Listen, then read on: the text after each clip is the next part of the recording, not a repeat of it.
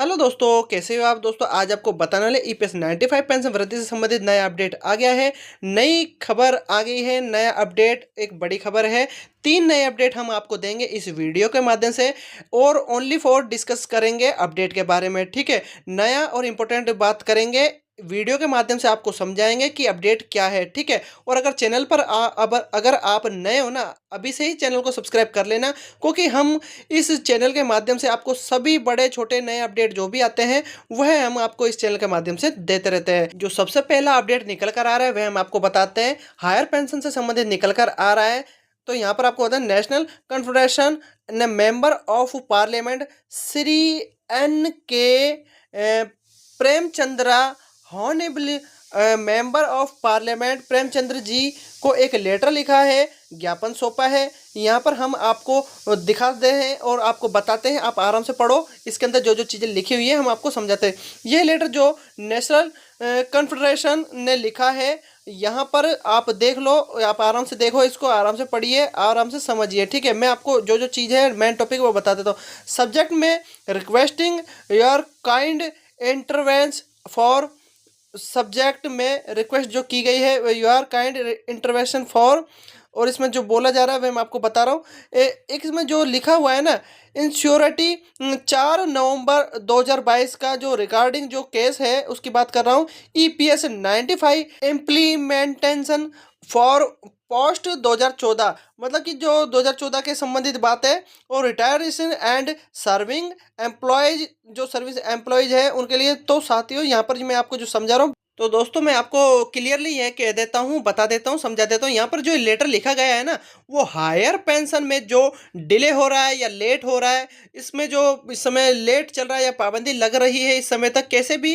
रहा जो ईपीएफओ इसको टाला टमोली कर रहा है, वह आपको मैं बता देता हूँ। नवंबर, मैंने जो बताया ना आपको तारीख, नवंबर 2022 को जब सुप्रीम कोर्ट का ऑर्डर आया था, तो उन्होंने पोस्ट और प्री रिटायर्ड 2014 के जितने भी पेंशनर थे जो एलिजिबल थे जो हायर पेंशन के लिए, उनके लिए यहाँ पर जो सुप्रीम कोर्ट ने भी आदेश दिया था, आपको पता होगा अगर आपने न्यूज़ पढ़ी होगी, तो ऑर्डर निकाला था और उनके पक्ष में डिसीजन आया था, डिसीजन लिया था। डिसीजन देते हुए सुप्रीम कोर्ट ने कहा था कि जो एलिजिबल है वो हायर पेंशन दी जाए। लेकिन मैं आपको यह बता देता हूँ, ईपीएफओ उसी डेट के बाद में लगातार एक्सटेंशन दिए जा रहा है, अलग अलग प्रकार की जो अपनी बात है वह बता रहा है, या फिर हम कह सकते हैं टाला टमोली कर रहा है और अपनी तरफ से अलग अलग फार्मूले बता रहा है, प्रो रेट बेसिक पर दिखा रहा है, और भी कई प्रकार के जो उसकी टेक्निकल एरर है या फिर कोई एक्सटेंशन है, इस प्रकार की वह गड़बड़ अपनी तरफ से दिखा रहा है। मैं सीधी सीधी भाषा में आपको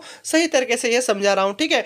तो ईपीएफओ अपनी मर्जी से डिले कर रहा है, जानबूझकर इसको लेट कर रहा है, और जो हायर पेंशनर है उनको अभी तक मतलब कि उनकी सुनवाई नहीं हुई है, उनका पेंशन का जो पैसा है वह नहीं मिल पाया है, तो पेंशन के मुद्दे को आगे बढ़ा रहा है और इसको नहीं क्लियर कर रहा है। तो यहाँ पर ये जो पत्र है जो लिखा है, इसके अंदर यही बातें कही गई है और समझाया गया कि पेंशन एसोसिएशन ने पार्लियामेंट से गुजारिश की है, और जो यहाँ पर नाम भी लिया गया है आपको क्लियरली समझाया था मैंने, तो उसके अनुसार वहाँ पर गुजारिश करी गई है और इसमें इंटरवेंशन और करे, और इसमें किसी प्रकार की जो ईपीएफओ की गाइडलाइन है जो दी गई है उनको हेडलाइंस में पेश करे और उनको सही से मतलब उसको पारित करे। कहना मेरा यह है कि जो सुप्रीम कोर्ट ने ऑर्डर दिया है उसको सही से माने, और जो ऑर्डर मिला है उस पर सही से मतलब ईपीएफओ उस पर एक्शन करे। सुप्रीम कोर्ट ने ऑर्डर दिया है कि जो हायर पेंशनर है उनकी जो ये मांग है वह सही है, जायज़ है, जितना पैसा जो वाजिब था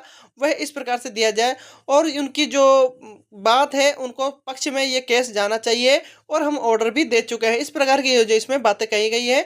तो दोस्तों ये जो ऑर्डर है ये आपको बता चुका हूँ, कॉन्फ्रेंस ऑफ ऑफिसर्स एसोसिएशन के द्वारा ली गई है और ये पत्र लिखा गया है।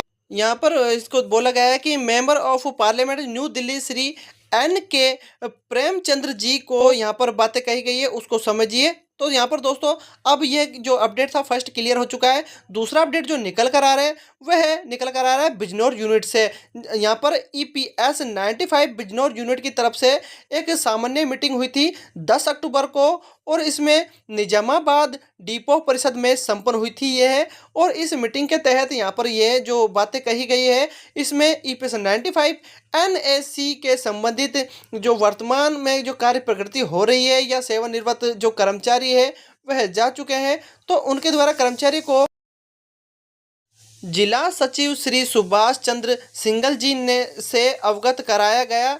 और इसके जो अलावा है वह यहाँ पर बताया गया कि सभा को सर्वश्री जयवीर सिंह भारत भूषण सुरेश दुबे जसवंत सिंह आदि ने जो इसमें भूमिका निभाई है या फिर वहाँ पर आकर अपना जो सहयोग दिखाया है इससे संबंधित किया है और उन्होंने अपनी बातें कही है, जिसमें सेवानिवृत्त कर्मचारियों की एकता पर विशेष ध्यान दिया गया है और कहा है कि हमें संगठन को एकता दिखानी चाहिए। और यहाँ पर यह भी बोला गया है कि राष्ट्रीय अध्यक्ष महामंत्री जी एवं प्रांतीय नेताओं ने और यहाँ पर उनके प्रयासों की संतुष्टि जारी की गई।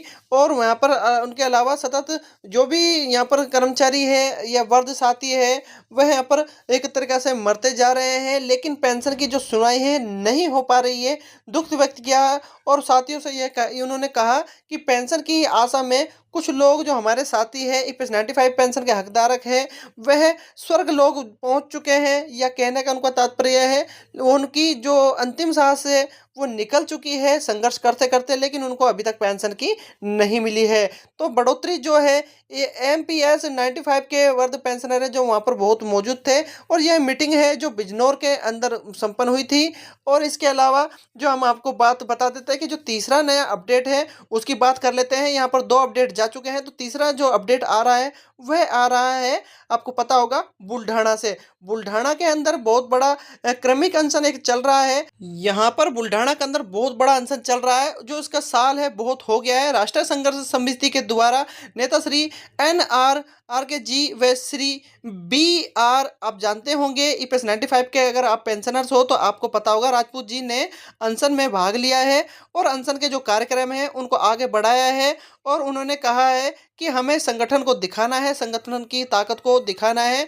और वहाँ पर जिला अधिकारी जी के माध्यम से माननीय प्रधानमंत्री जी को भी यहाँ पर ज्ञापन सौंपा है, उनके नाम पर ज्ञापन सौंपा है कि हमारी जो मांग है उसको जल्द पूरा किया जाए, उनकी 4 सूत्रीय जो मांग है उस पर जल्द से फोकस किया जाए। जो पेंशनर की मांग है वहाँ पर आपको पता होगा उनकी क्या मांग है। और यहाँ पर बस ज़्यादातर तो जो बोला जाता है वो 7,500 प्लस डीए और मेडिकल की सुविधा और पति पत्नी दोनों को मेडिकल सुविधा मिलनी चाहिए। तो इस प्रकार की उनकी जो डिमांड है वह पूरी होनी चाहिए। तो उनका जो अनशन है बहुत बड़ा अनशन बहुत दिनों से चल रहा है, ये आपको पता होगा। इसके अंदर आप देख सकते हो संख्या में कितने बहुत जो ईपीएस 95 पेंशन धारक है वह मौजूद है और ये बहुत बड़ा अनशन बहुत दिनों से चल रहा है। इसका जो दिन है आप यहाँ देख सकते हो, संख्या कुछ इस प्रकार से दर्शाई गई है।